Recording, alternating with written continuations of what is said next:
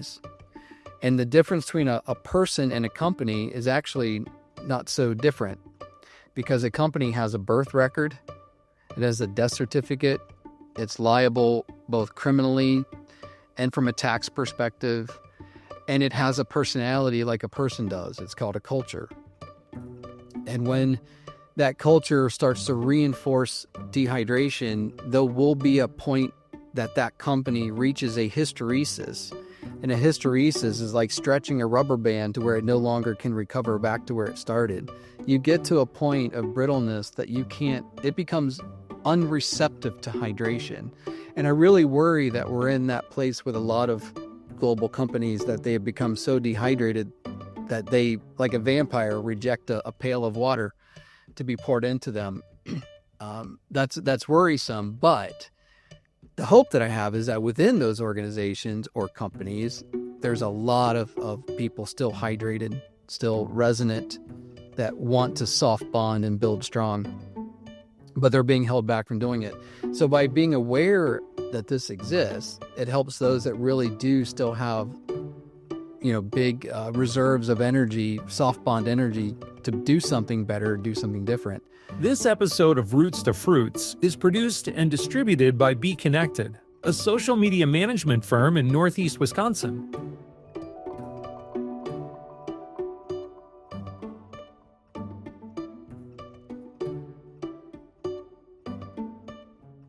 You probably think you know what I'm going to say, that I'm here to talk about packaging or compostables or maybe mindfulness. If you know me from yoga, maybe you expect something gentle or inspiring.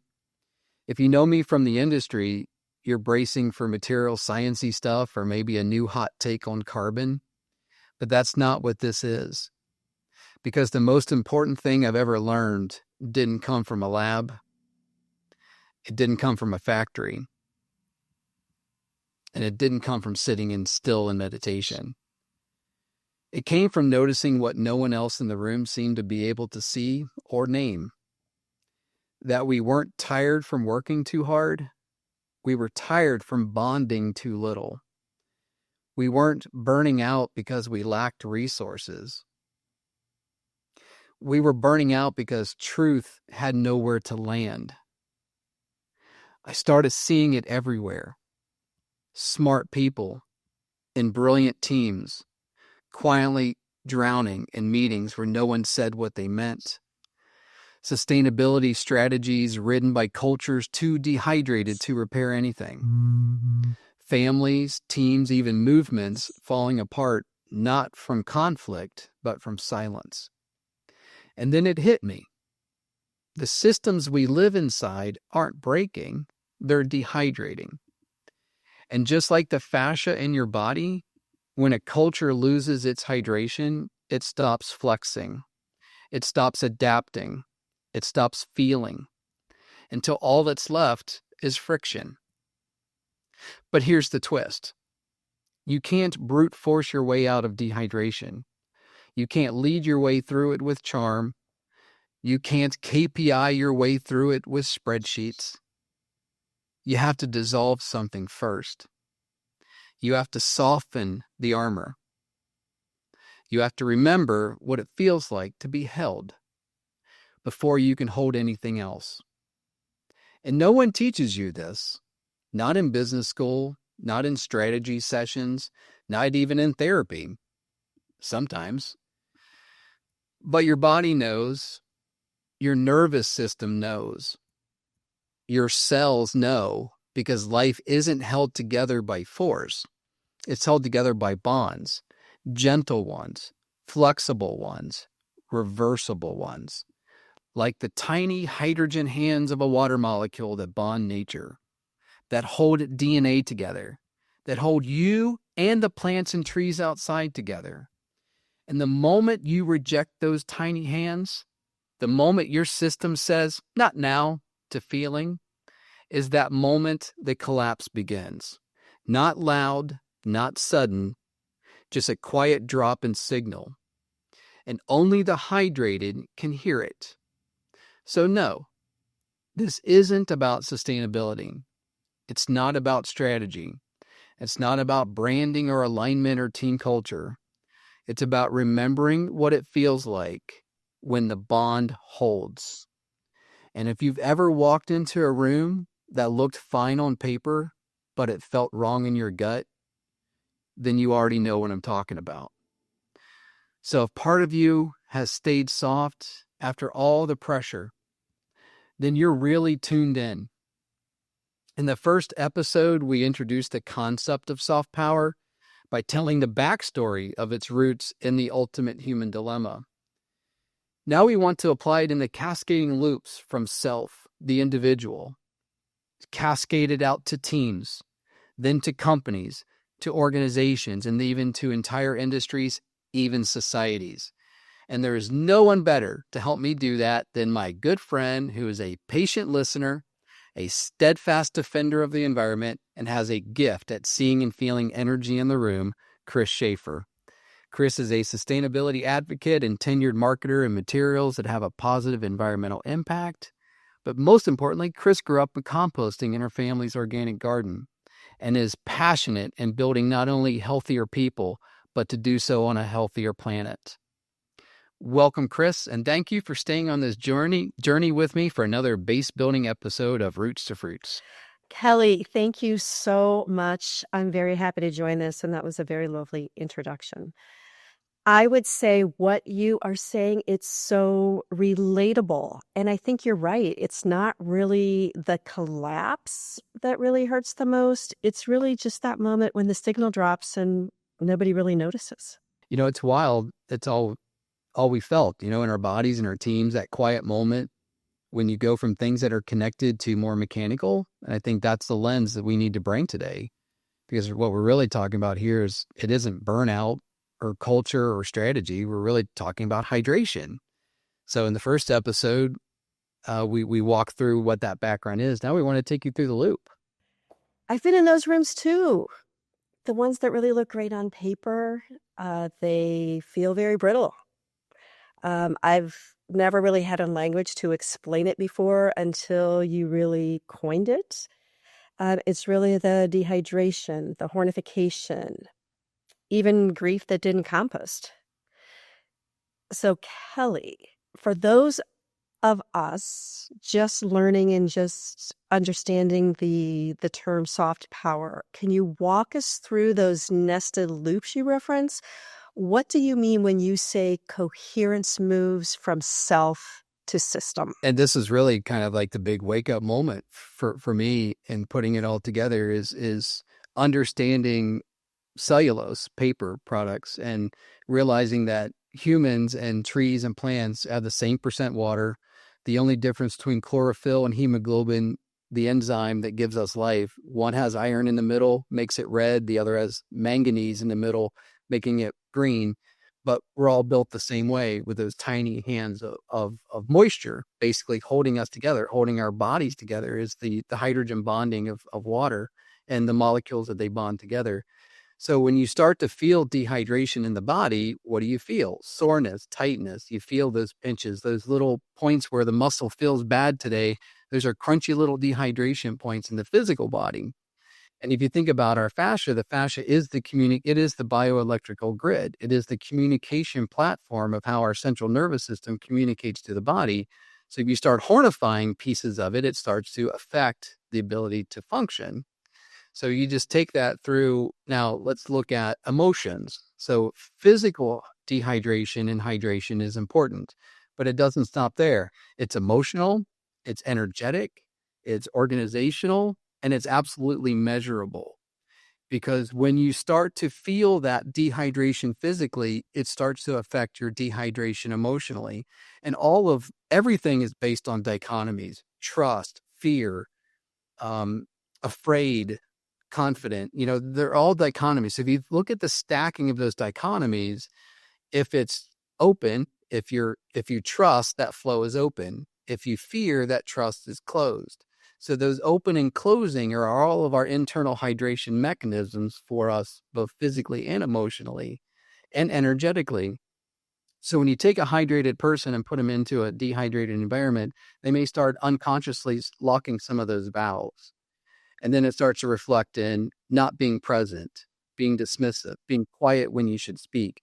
So the individual hydration, dehydration is critically important because everything cascades from there, which is naturally how it extends into teams and other things. And one more point on the individual I think is important, and this is where the roots from yoga training come in, is that I use chakras. So chakras are energy centers of the body from the tip of the tailbone to the crown of the head. There's 7 of them, and these are scientifically proven locus of energetic activity. A lot of communicative activity happens in these, but they develop throughout your lifetime. And the root chakra is up until about 10 to 12 years old. That's when that forms. So in that moment, you're selfish because all you know is yourself and your immediate family. So that is where your roots are formed. And then they start to grow out and form a tree and then branches, and then you grow the fruits, which is the third eye, the pineal gland.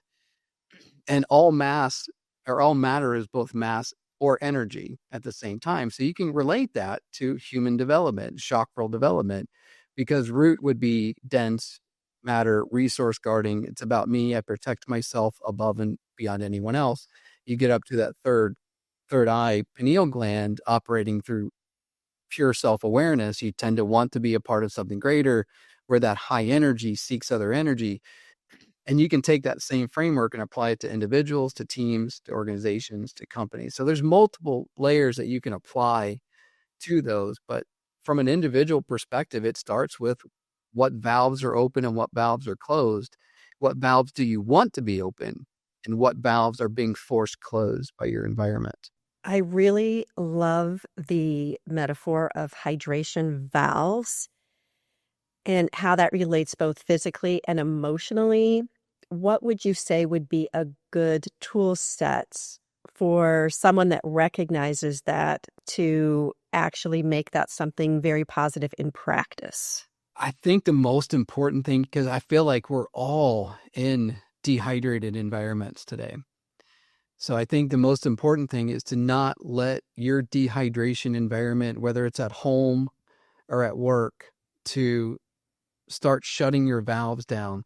You can shut a valve down out of protective measure to maintain your own hydration, but don't let others shut it to where it manifests into you shutting it down altogether. Because what you want to avoid is being dehydrated yourself. So conserve your hydration by letting those valves close, because you understand the environment that you're in. And then you go find sources of hydration outside of that environment, which is what you're ultimately seeking. You also mentioned that systems really break down from a person first. How would an organization make space for someone that is metabolizing that without becoming overly individually focused, because there is a team environment? So that's a great segue into how this cascades to teams, right? So you think of a team, it's not a company or an organization, it's a team. It could be a few people, maybe a dozen people. You're either formed naturally, self-organized to do something that there's a shared belief in, or your company tells you you're on this team and this is what you need to do. And I've seen a lot of really high-performing teams suddenly go to unhappy teams, and generally it is just lack of awareness of what a dehydrated person does to a team and the cascading negativity that it brings. You get to a point where shame spirals start to happen, silence and surface talk emerge. So you're talking, but you're not saying anything. You're not sharing what you truly feel. So for me, the team alchemy is absolutely based on the alchemy of its constituent parts. So the people you're building the team with, you have to look at them through the lens of hydration versus dehydration.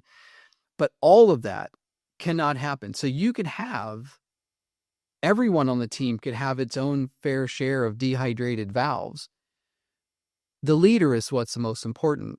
Is that leader dehydrated? Because if they're dehydrated, they're going to be based on results and performative measures, not on enzymatically unlocking performance in the team, finding the places that need hydration and serving that role of hydration. We look at leadership as command and control, but really they're gardeners. They're enzymatic leaders that just see these areas that need hydration, and that's what they hydrate. And then when you do that, these teams, they don't speak very often. They don't have to. They're on the same page. And when people say we need to get on the same page in a meeting, it always frustrates me because I know that dehydrated on that team, the page that they think is the page depends on their current state of circumstances or what they think in that moment. It's not a page because they're not looking into a future greater than self. They're looking at what have I been asked to do and what's the minimum I have to do it, or whatever the baggage that comes around that. So I feel like that's really, when you look at team chemistry, it is understanding the individuals you're building that team with through the lens of soft power.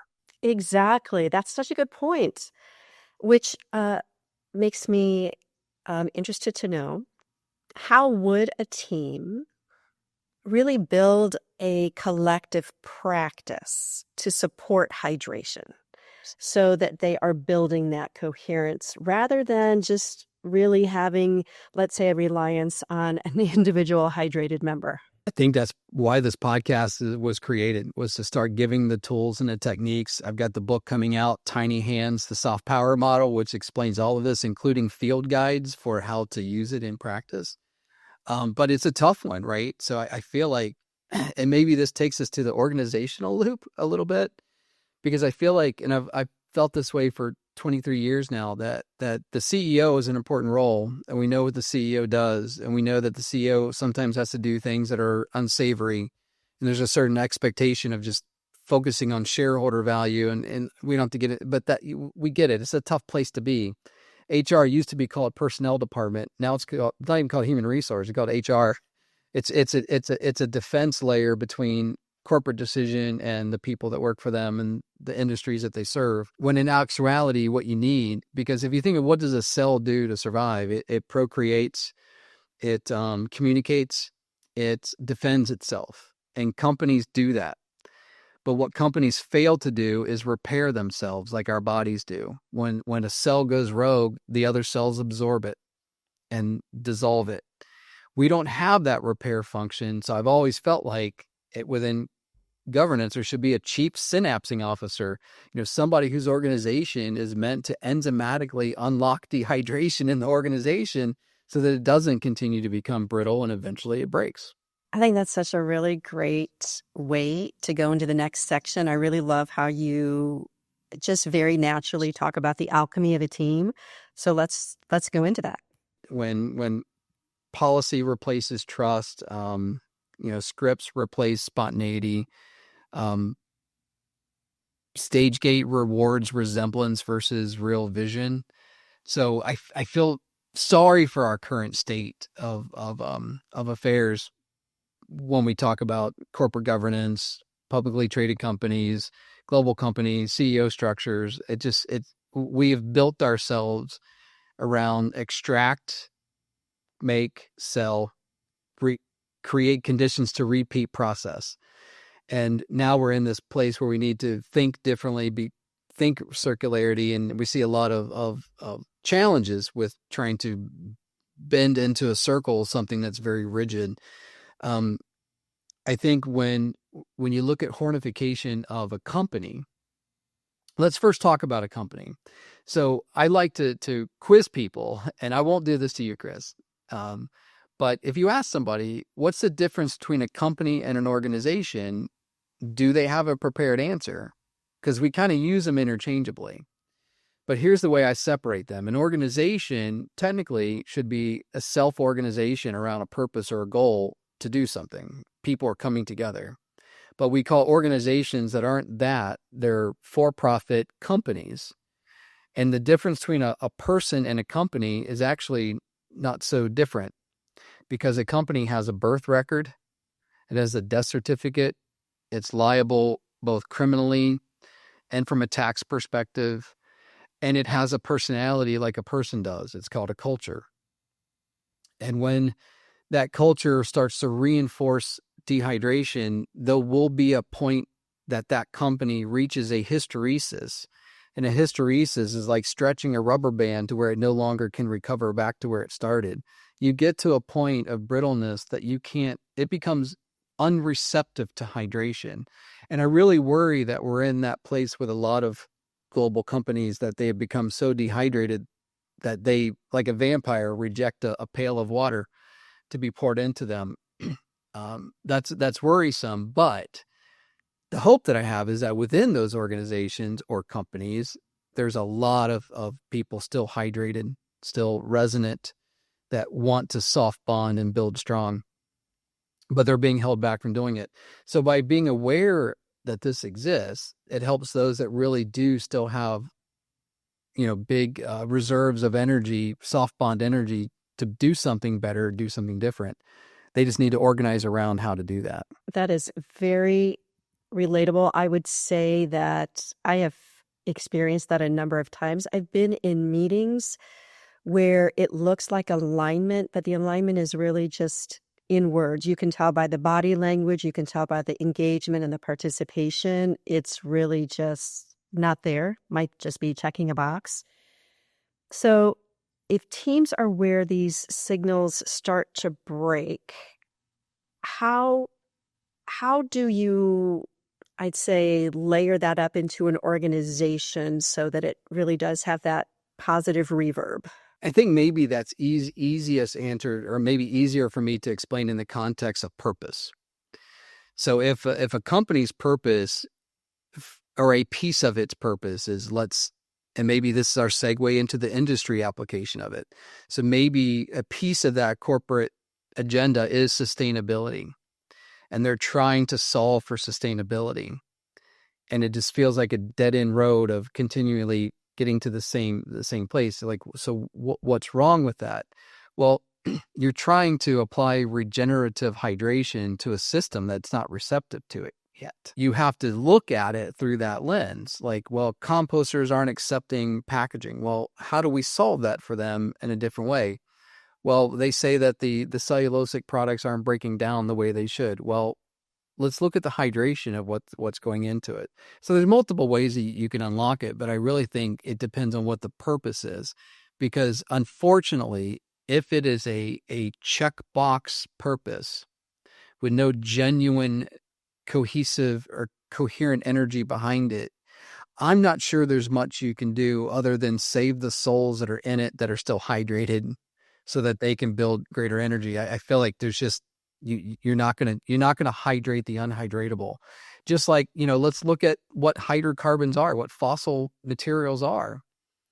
The same high molecular weight, the sugary strings of life, the cellulose, carbohydrates, sugars are all the same thing. It's a molecular weight difference. A sugar is a sugar, a carbohydrate's like this, and cellulose is like really big version of that. And that's what makes trees and plants and everything else.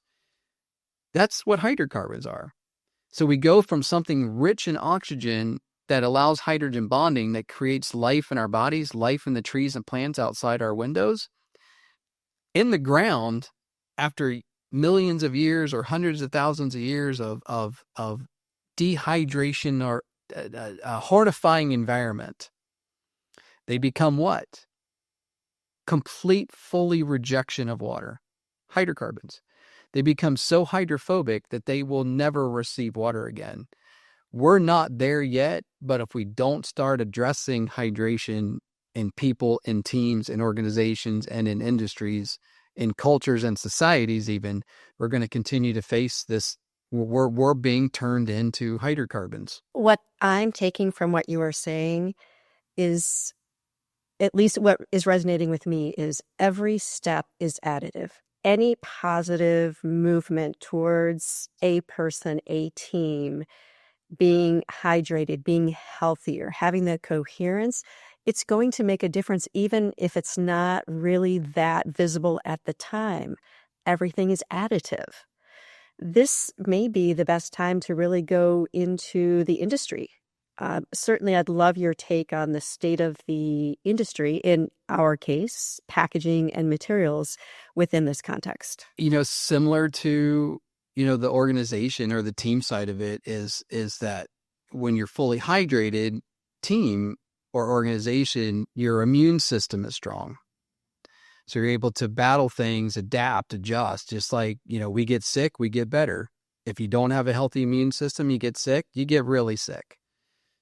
So thinking about the immune system from the entities in an industry, so that would be the companies, the organizations, and all of their many teams, and all of their even more many individuals, when you get to that point about, the hydration side of it, the first thing I would say is to look at, if you're in a company right now that is in an industry that's trying to change to becoming more regenerative, you got to really stop and look at it through the lens of hydration. You just have to, because we're in a very complicated spot here, right? Because we have built an industry extracting fossil plastics because they did such a good job, because they don't like water, because they're pristine and have been homogenized to nothing but carbon and hydrogen. We've built all of these things around it. But there's a term in engineering called entropy. It's the second law of thermodynamics. It's what chaos theory is based upon, is that everything changes. So like when a hot cup of coffee gets cold or gets to room temperature, that's entropy loss. So entropy is always happening. It's always flowing. If you start pulling dead carbon out of the earth and dispersing it at a high rate into a natural environment, entropy promises. AI would have told us this in 1970 if we plugged it into AI, if it existed, that creates what would be the way to say it? An unresolvable complexity. We'll say it that way. Because you can't, so the ocean plastics became the plastic problem we could see. The microplastics is the one we can't, because entropy is cascading it further to that level.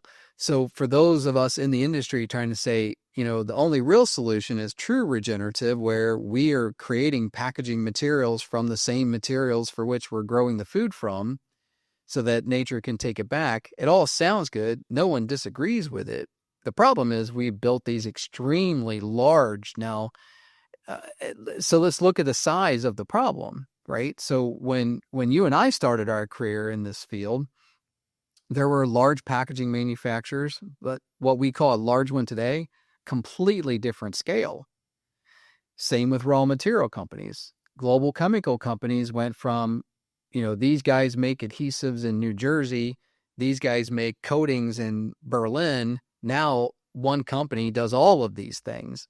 So as companies have gotten bigger through mergers and acquisitions, they have not exactly hydrated themselves, because the first thing you recognize when that happens is, yes, they have people in the downstream market that have 30 years experience in a specific field, but the organization doesn't have dexterity to that information, that realism of the market. It's worse on the other side. They don't do discovery research. They don't do basic research anywhere near what they used to, because they expect that because they're such a big potential customer, that everyone will just knock on their door with innovation. And the problem with innovation is, if you have anti-visionary dehydration in charge of innovation with a stage gate process, again, you're removing hydrated innovation and replacing it with dehydrated lookalike. So you kind of create your own problems. I feel like our size and scale have also created our problem of, hysteresis. We've created hysteresis, and we're trying to get back to the rubber band that we can form a circle out of, and we're struggling to do that. So I feel like the answer isn't to try to do what may be impossible, but to just build it new. Build it with a rethinking of how it all comes together, which again is reflected in the book. But I feel like we're hitting our head against the wall, trying to create a circle out of something built to be very linear. I'm so glad you said that.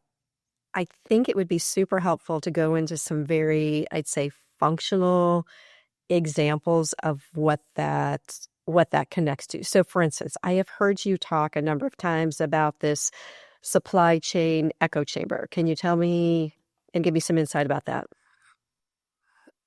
Yeah, supply chains. People know me that I may have a bad view on recycling, and let me explain my view on recycling. It's not that recycling is bad, it's that you can't do it at the scale we're trying to do it because of entropy. If you want to truly manage recycling, you have to shrink it down. So because of fossil plastics, that allowed us to do some pretty extraordinary things in one location that can serve literally a global market. what do we do with paper? We treated trees like a fossil fuel. We stick it in the fire and we beat it with a stone, and we create this extremely dehydrated fiber that is made in one location, dried to a bone, shipped to another continent to re-water it to make paper, dry it again, and we ship that across multiple continents. So we've created these extremely long supply lines. That the global recession in 2009 was one warning flare. The global pandemic was another. The next one could be the catastrophic kill. That these supply chains are not sustainable. So how do you change that? So if you can start thinking of making packaging material science happen in the region for which the food is grown and packaged, then you're creating resilient cells. If you can now control the disbursement of those packaged goods in such a way, now you can do things like recycling because your radius isn't entropically too large to manage. Or you just make everything earth digestible, and then it's all. So to me, the compost is not where things end. It's where everything begins. Because we have been poisoning farm fields with synthetic fertilizer since 1950 and wonder why we have 7 new flavors of autoimmune and IBS that we're dealing with because of ultra processing and failing nutrition. If we started to rethink that from a packaging perspective, it should be more locally grown, locally sourced. And if you can turn those material waste into packaging, then that's how you solve it.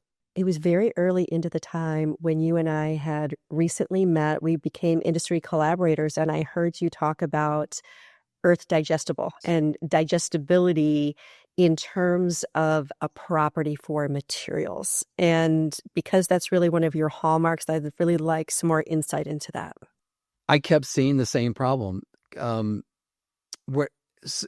it's not certified. So compostability to me categorically addresses entropy. That's all that it addresses.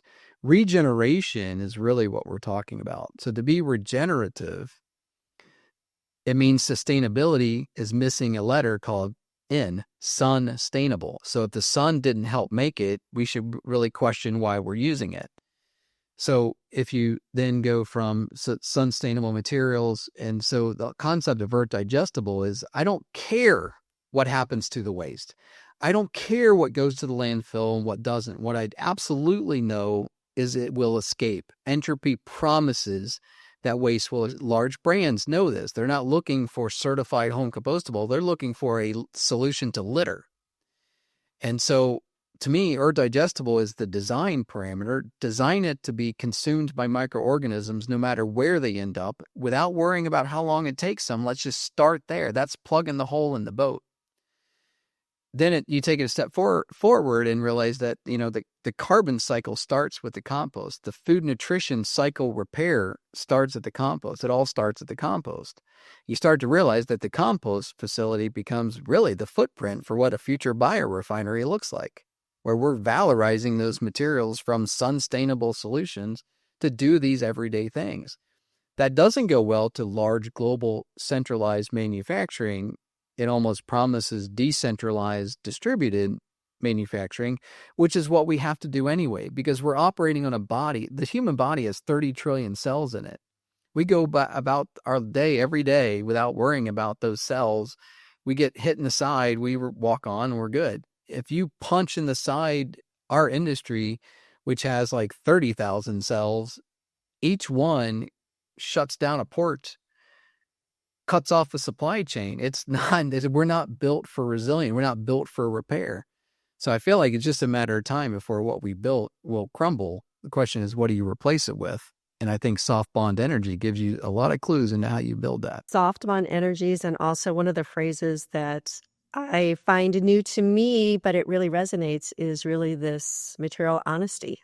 What I see a lot happening is we're taking molecules from nature, we're hitting them with putting them in the same caveman fire, hitting them with the same caveman stone, and making them do things that we did from hydrocarbons before that. Regenerative means the sun grew it, humans modified it to do what it needs, and the earth takes it back. That's material honesty. And I think the next level of material honesty is because of technology, we can use things like blockchain to manage the identity of these materials all the way through. So a lot of the problem is, how does extractive capitalism buy into something that is, if it's not considered waste, it's close enough to call it waste when it's not. So how do you turn waste into a feedstock? We're not going to change the 1979 law, the RCRA law, Resource Conservation and Recovery Act, that says it's the state's problem, but we can make it palatable to capitalism. And you do that by making materials honest and trackable and traceable and sellable and valorizable. I also remember when I first began in this industry, I'd say more the sustainable materials industry, I remember it giving me such energy and such enthusiasm. And I was like, oh my gosh, as soon as everyone knows about this, like, it's going to be hard to keep up. I just really thought the adoption would be accelerated and people would see what you and I see, how this is really transforming, although the pace has been very slow. What would be your, I'd say, recommendation for companies that are considering transition, although haven't really put a lot of work into it? I hesitate a little bit because I feel like there's a lot of companies that genuinely want to do the right thing. They do. And they're confused and they're worried that whatever decision they make, they may change that decision with information. So like everyone's kind of burdened with what they don't know, but subordinated enough to appreciate that there's things that they don't know, which is a good place to be. I call it positive paranoia. Should always be humbled by what you don't know. And I think a lot of companies, including global chemical companies, they're kind of stuck. They've got the resources to spend in a direction, but they don't know what that direction is. So when we talk about in that context, it's hard, because the system isn't set up to be hydrated. It's only set up to control dehydration of all of its component parts. So it's a tough one. I don't know if there is a golden answer other than I feel like you find solutions when you understand the problem. And these are ways to understand the problem in a way that you hadn't thought about before, which may help find ways around it. Again, if you take the garden hose to a sheet of glass, it's going to run right off of it. But you can water a garden. Exactly. You can't water glass. So really the work is to rehydrate any bonds, human, organization, industry, really for all of that to begin, one loop at a time. And I love the connection to composting grief, right? If you think about what the word grief doesn't mean loss, doesn't mean sorrow, it means grief. You're grieving from something. It's either frustration in the team, it's frustration with your company, it's frustration that no matter how hard you try and how much social networking and soft bonding you build, it isn't making a difference. That's grief. Don't let the grief start shutting valves down.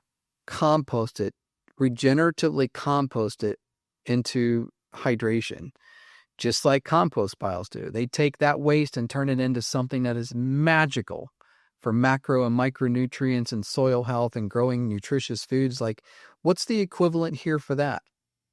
It starts with the individual, and the individual cascades to the team, and the teams cascade to the organization, and the organizations cascade to the industry, and the industries cascade to society.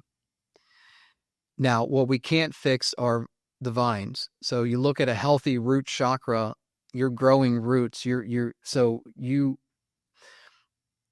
emotional abandonment, emotional abuse, all those things can damage a person's root chakra. We may have actually created maybe a bigger problem than we realize because we tend to overparent and overprotect, we don't let young kids really truly experience executive function flexing at a young age. So maybe we've actually hindered root development generationally, possibly. But the point of that is, if you look at what's rewarded in organizational business, it's not empathetic hydrators and enzymatic leaders don't get rewarded. They may actually be viewed as too soft. So we reward the control, focus on the results, bottom line, shareholder value. And when you put vines in charge of of teams, you should expect what you get from it. So until we start changing the leadership to enzymatic leadership, I feel like hydrators have to keep moving to where they can thrive. And it saddens my heart to see so many hydrated souls end up in companies and organizations and on teams that just continually year over year just keep dehydrating them when they've got so much to give and so much to offer. And their hopefulness keeps them there. Really, what we need to do is start building those lattices outside of those places. I believe the future of work should be self-organizing. Right? No one should own our employment. But that's for another episode. We'll dig into that another time, Chris.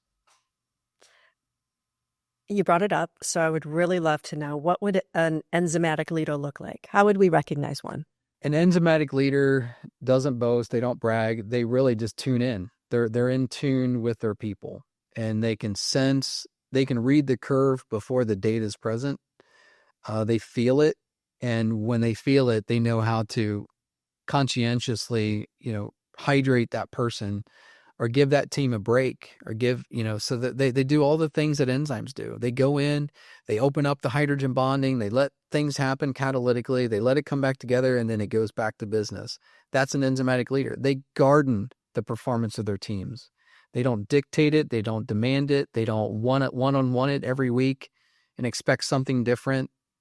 They're enzymatic. I mean, that's what we're missing is enzymatic leadership from team level to organizational to C-suite. We're missing that.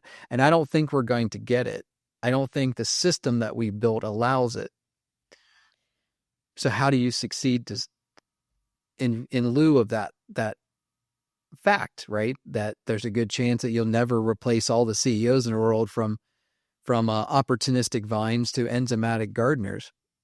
But within those organizations, they can start at least helping to start to turn that by looking at who you select to build these teams and run these teams. You should be looking at it through the lens of enzymatic leadership capabilities. I really like the concept that you brought in there, which is really the cultivation. So yes, it's not something that can be a quick transition, but it can be a cultivation. And those things, again, are additive. They build in a positive way over time. Kelly, this has really been a very insightful, a very thoughtful conversation. And I would love for you just to kind of recap with the high points. So hydration, and in the body, in the physical body, in the energetic body, and in the way we bond to other people, it's all tied to hydrogen bonding. That's the soft bonding.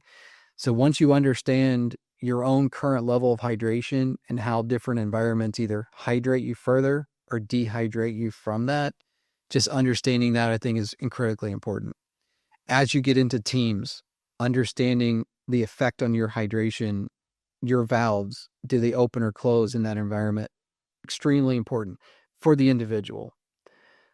For the company leaders out there, you got to start looking at your organization through this lens. You could start looking at your leadership. Are they vines and hydrophobic, or are they watering gardeners and enzymatic leaders? For entire industries, we've got to sort this out, because where we're trying to go is not what we built to get us to where we currently are. So making that jump is going to be a big move. Hopefully this allows us a pathway to get there. So it really comes down to, again, tying together physical science and biology, physics, meaning the duality of matter is both mass and energy, and pulling in those yoga principles of energy centers in the body and how that translates outside of your body. I think it all comes together and explained perfectly through the soft power model. Beautifully said. So with that, I think we'll call it a show. Chris, thank you for helping me get this out and for having spent the time to understand it yourself and see the power of it. It's been I'm grateful. Thank you for being such a great partner here and helping me get this out. Any last comments from yourself? Thank you very much for creating this, for giving concept to the things that many of us talk about, think about, and really importantly have experienced, and really just for encouraging that growth. So it's been very insightful. Happy to help anytime. Thank you so much, Kelly. I am also grateful. Thank you, Chris. That means a lot. Definitely means a lot to me to hear that. And let me let you know, episode 3 will be coming. I'm not going to tease the title today. It's still in progress, but it'll be a continuation of what you've heard. So until then, bond soft, build strong. We'll talk to you soon. Thanks for tuning in to Roots to Fruits. If this conversation resonated, subscribe wherever you get your podcasts and share it with someone who's ready to grow with us. Let's build something lasting together.